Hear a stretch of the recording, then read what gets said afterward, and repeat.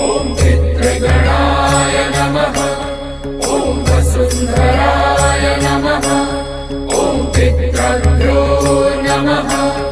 ॐ पितृवंशाय नमः। ॐ पितृदेवाय नमः। ॐ ब्रह्माय नमः। ॐ पितृगणाय नमः। ॐ वसुन्धराय नमः। ॐ पितृभ्यो